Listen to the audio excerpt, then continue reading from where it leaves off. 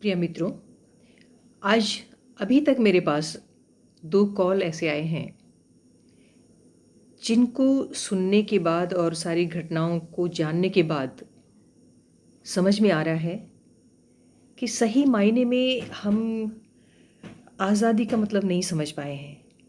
आज़ादी से मेरा मतलब अभी देश की आज़ादी वाली बात नहीं है, नारी सशक्तिकरण से मेरा मतलब है कि हम लोग नारी सशक्तिकरण मतलब नारी की आज़ादी की बात कर रहे हैं। लेकिन सही मायने में हम आज़ादी का वास्तविक अर्थ समझ ही नहीं पाए हैं। आज हम सोच रहे हैं कि हमारी बेटियां स्वतंत्र होकर के हर काम करें। अच्छी बात है, स्वतंत्रता होनी चाहिए। लेकिन कहीं ना कहीं हम ये भूल जा रहे हैं कि हमें उन्हें इस आज़ादी का, इस स्वतंत्रता का सही मतलब समझाना है। आज़ादी और स्वतंत्रता, इसका मतलब हम कहीं ये ना समझ बैठें कि हम बिल्कुल ही आज़ाद हो चुके हैं और उस आज़ादी को हम उच्छृंखलता में तब्दील कर रहे हैं। क्योंकि मैं आए दिन देख रही हूँ कि आज हमारी लड़कियाँ हर बात में कह देती हैं हम तो आज़ाद हैं, हम तो हर काम अपने मन से करेंगे। अच्छी बात है, आप पे कोई अंकुश नहीं है। लेकिन ये भी ज़रूरी है कि जो भी कार्य आप कर रही हैं उसको पहले जांच लें, परख लें कि आपके जो कदम आगे बढ़ रहे हैं वो किस दिशा में जा रहे हैं। आए दिन आप देख रहे होंगे,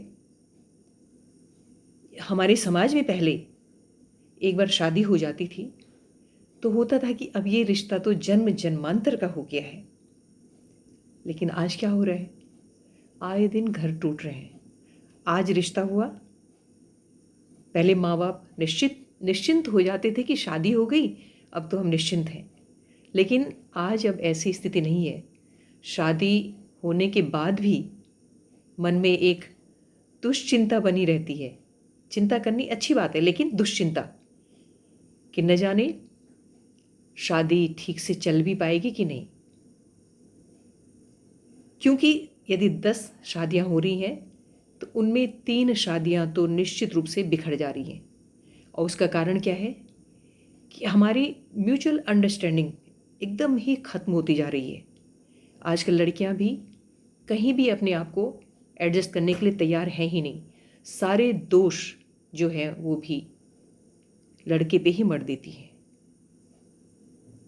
मैं किसी की भी पक्षधर नहीं हूँ, लेकिन जो जिस तरह की घटनाएं जो घटित हो रही हैं और मैं जिन घटनाओं से दो चार हो रही हूँ, जो मेरे पास जिस तरह के केसेस आ रहे हैं और उनको सुलझाने की जो कोशिशें हो रही हैं, उनको सुनने के बाद मैं आपको बता रही हूँ। एक घटना जो कि बहुत ही दुखद है। शादी होते ही लड़की को चाहिए था कि उसकी शादी जिसके साथ हो चुकी है तो उसके प्रति पूर्ण समर्पण। लेकिन शादी के बाद ही लड़की ने अपने पति से कम और जहाँ उसकी पहले से दोस्ती रही होगी उधर ध्यान देना ज़्यादा ज़रूरी समझा। आए दिन तकरार होनी शुरू हुई और 1 साल के अंदर ही रिश्ता बिखर गया। अब स्थिति ये हो गई, इस बीच एक बेटा भी घर में आ गया, 1 साल के अंदर ही बेटा होने को आ गया। अब शादी को 5 साल हो गए तो लड़की अब जो है लड़के से जो है इतनी अधिक रकम मांग रही है अलग होने के लिए। साथ में वो रहना नहीं चाहती है। उसका कहना है कि लड़के का व्यवहार ठीक नहीं है और इतनी बड़ी रकम रख दी गई कि इतना मुझे चाहिए, मैं तभी जो है तलाक दूंगी। अब ऐसी स्थिति में क्या हमें हमेशा लड़की का ही पक्ष लेना चाहिए? क्या हमें ये नहीं सोचना चाहिए कि लड़के का भी जीवन है, यहाँ पे लड़की की गलती है कि नहीं है? या तो आप शादी करिए ही नहीं, लेकिन यदि शादी कर ली है तब तो आपको समर्पण करना ही चाहिए।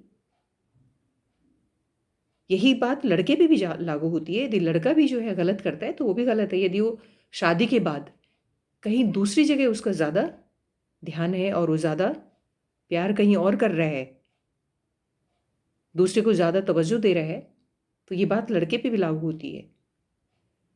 तो हमें निष्पक्ष होकर के काम करना चाहिए। लड़की के माता-पिता को भी चाहिए कि वो अपनी लड़की को समझाने की कोशिश करें कि जब शादी हो जाती है तो उसके लिए वो घर अपना घर है। उसकी कमियाँ, उसकी अच्छाई, बुराई सब उसको लेके चलना है। कोई भी इंसान ऐसा नहीं होता है कि उसके अंदर केवल अच्छाइयाँ ही अच्छाइयाँ हों। हर इंसान के अंदर कुछ अच्छाइयाँ होती है तो कुछ बुराइयाँ भी होती है। तो हमें हमेशा दोनों को ही ध्यान में रख कर के चलना है कि यदि हम किसी की अच्छाई को स्वीकार कर रहे हैं तो उसकी कमियों को भी हमें स्वीकार करना होगा। छोटी-छोटी बात पे आजकल लड़कियां धमकी दे देती हैं, शादी होते ही कि नहीं, हमें जो है अकेले रहना है, सास-ससुर के साथ में हमें नहीं रहना है। तो ये भी तो अच्छी बात नहीं है।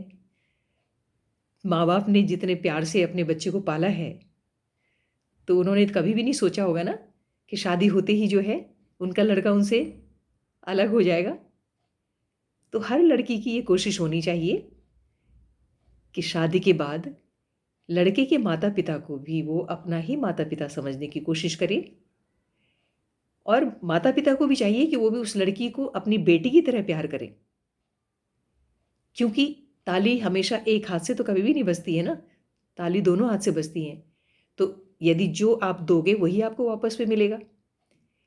तो लड़की के माता-पिता को भी चाहिए कि अपनी बिटिया को ये समझाने की कोशिश करें कि बेटा तुम्हें अब उनको भी अपने माता-पिता की तरह ही समझना चाहिए।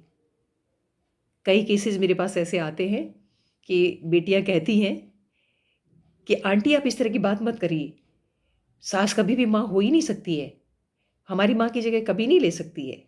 तो मैं उन्हें यही समझाती हूँ कि बेटा आप पहले उनको माँ समझ के तो देखो, माँ की तरह प्यार करके तो देखो। यदि आप माँ की तरह उनको प्यार करने लगेंगी दिल से, केवल दिखाने के लिए नहीं, और उसके बावजूद यदि वो आपको बेटी की तरह प्यार नहीं करती हैं, तो फिर मुझसे आकर के मिलना, फिर मैं आपको दूसरा रास्ता ज़रूर बताऊँगी। लेकिन पहले आप ये करके देखो। और कई जगह हुआ है कि सही मायने में जब बिटिया ने अपनी सास को माँ की तरह प्यार करना शुरू किया, तो कई घर संभल गए और इतना आपसी सुंदर रिश्ता बन गया कि देखते ही बनता है। तो मैं उम्मीद करती हूँ कि हर माता-पिता अपनी बिटिया को ये समझाने की कोशिश करें कि बेटा छोटी-छोटी बात में घर छोड़ने की धमकी देना उचित नहीं है। उस घर की अच्छाइयाँ भी और बुराइयाँ भी अब तुम्हें स्वीकार करनी है। हाँ, तुम्हारे कार्य ऐसे होने चाहिए कि तुम्हें देख करके, तुम्हारे कार्य देख करके, तुम्हारे जो गुण हैं उनको देख करके वो स्वयं प्रभावित हो करके यदि वहाँ कोई कमियाँ हैं तो तुम उनको सकारात्मकता में बदल सको और अपने आप ही वो लोग जो है तुम्हारी अच्छाइयों के कायल हो जाएँगे। तो इस तरह से हम इन रिश्तों को बचा सकते हैं। जो आए दिन रिश्ते टूट रहे हैं, उन रिश्तों को टूटने से हम बचा सकते हैं। तो मैं उम्मीद करती हूँ कि आप मेरी इस बात से सहमत होंगे और बेटियों को भी हम छूट ज़रूर दें, लेकिन उनको समझाएँ ज़रूर कि ये जो है उनके जीवन को सँवारने के लिए है, बिगाड़ने के लिए नहीं। क्योंकि आजकल बेटियाँ ये समझ रही हैं कि हम स्वतंत्र हैं, तो कुछ भी करने के लिए स्वतंत्र हैं। तो ये स्वतंत्रता का सही मायने हमें अपने बिटिया को, अपनी बेटियों को समझाना होगा, तभी हमारा जीवन सुखी रह सकता है। धन्यवाद।